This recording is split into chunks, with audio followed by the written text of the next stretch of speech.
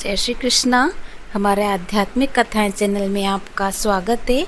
मैं आज आपके लिए लेकर आई हूँ 29वां अध्याय, देवदूतों के ज्ञानोपदेश से करदय का हरिलोक गमन व दैनिक चर्चा। पुण्यशील सुशील बोले, विभो गोलोक को चलिए, आपने विशेष स्थान श्री पुरुषोत्तम की शरण की प्राप्ति की है, देर न करें। करदय बोला, मुझे अपने अनेक कर्मों को अभी भोगना शेष है, किस कर्म से छुटकारा पाकर गोलोक प्राप्त हो रहा है। हे हरि के प्यारों, ये दिव्य सुंदर शरीर मुझे किस पुण्य के कारण से मिला वो मुझसे कहिए। नारायण बोले, इस प्रकार पूछने पर हरिदूत बोले, हे प्रभो, क्या तुमको नहीं मालूम कि पुरुषोत्तम मास में धर्म साधन पुरुषोत्तम है। विष्णु भगवान को प्रिय होने के कारण ही इसे पुरुषोत्तम नाम मिला। उसी मास का तुम तप कर चुके हो जो देवताओं को भी अलभ्य है। मुख में रोग होने के कारण फलादि न खाकर तुम फेंक देते थे, स्वयं निराहार रहते थे, उन गिरे फलों को अन्य प्राणी खाकर तृप्त होते थे। दुख के कारण तुम जल भी नहीं पी पाते थे। यह सब पुरुषोत्तम मास में अनजाने में तप एवं व्रत हो गया। तुमने इस वन में विचरण करते हुए धूप, जाड़ा, बरसात आदि सब दुख सहे तथा अंत में परम पवित्र तीर्थ में गिरकर 5 दिन डुबकी लगाते रहे। इस प्रकार रोगी के कारण अनजाने में पुरुषोत्तम मास का यह स्नान भी हो गया। ये तुम्हारे तप का ही फल है। पुरुषोत्तम मास का जो स्नान आदि श्रद्धा पूर्वक करते हैं, उसके फल की कौन प्रशंसा कर सकता है।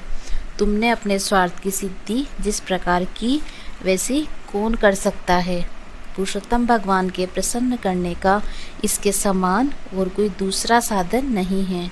श्री नारायण बोले, उन दूतों से अपने पुण्यों की प्रशंसा सुनकर वह प्रसन्न हुआ तथा उसने उस देवता स्थान के देवता व कालंजर पर्वत एवं पेड़ों को प्रणाम किया। विमान की परिक्रमा करके विमान पर बैठ गया। देवता फूलों की वर्षा, किन्नर गंधर्व स्तुति वाद्यादि बजा रहे थे।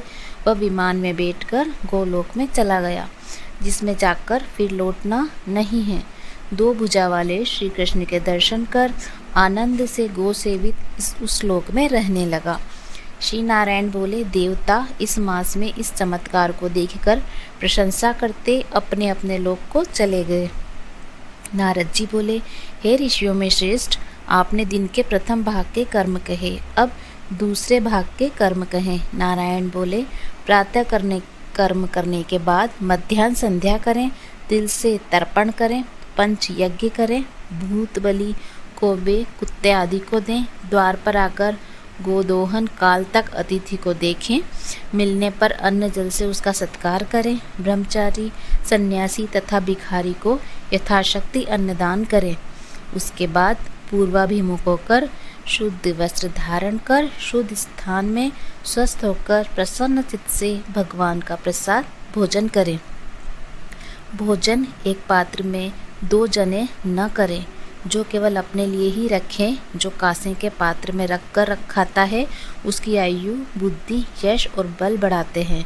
भोजन से पूर्व 5 ग्रास गौ, कुत्ता, कौवा, अभ्यागत, पीपीलिका आदि को देवें। पहले मीठा, नमकीन एवं खट्टा, बीच में कड़वा, गर्म, अंत में भोजन करें। अथवा पतला पदार्थ पहले, कठिन वस्तु बीच में, अंत में पतला पदार्थ खावें। सन्यासी को 8 ग्रास, वानप्रस्थ को 16, गृहस्थ को 32 एवं ब्रह्मचारी को यथारुचि भक्ष्य भोजन आदि न खावें। भोजन करने के बाद जल दान कर पितृगणों को तृप्त करें। कुल्ला करके हाथ शुद्ध करें। पेट पर हाथ फेरकर आहार के पाचन के लिए अगस्त, कुंभकर्ण, शनि, बड़वाग्नि एवं भीमसेन का स्मरण करें। फिर भगवान श्री कृष्ण को प्रसन्नता पूर्वक स्मरण करें। मुख शुद्धि के लिए पान खावें। इस प्रकार इस कार्य के बाद श्रेष्ठ शास्त्रों का अध्ययन करें। आजीविका न होने पर भी 2 घड़ी तो स्वस्थ मन होकर अध्यात्मिक विद्या का श्रवण ध्यान करें। उसके बाद भगवान का ध्यान कर अपने कारोबार व्यापार में लगे।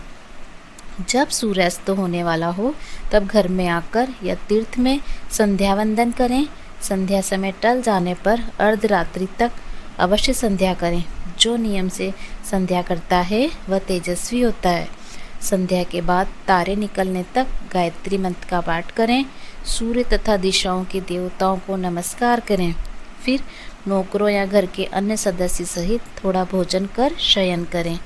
अपने घर में पूर्व, ससुर के घर दक्षिण दिशा में और परदेश में पश्चिम की ओर सिर करके सोएं।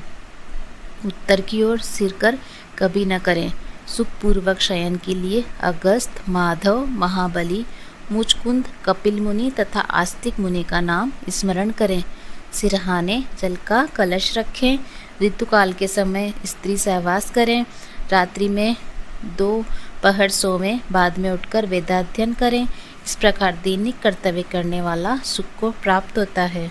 श्री नारायण जी बोले, ये गृहस्थ आश्रम के सुंदर कर्तव्य कर्म वेद के समान हैं। संसार की भलाई के लिए ही मैंने ये वचन कहे हैं। इसी के साथ हमारा 29वां अध्याय समाप्त होता है। जय श्री कृष्णा। अगर आपको हमारी ये कहानी पसंद आई तो सब्सक्राइब करना ना भूलें। धन्यवाद।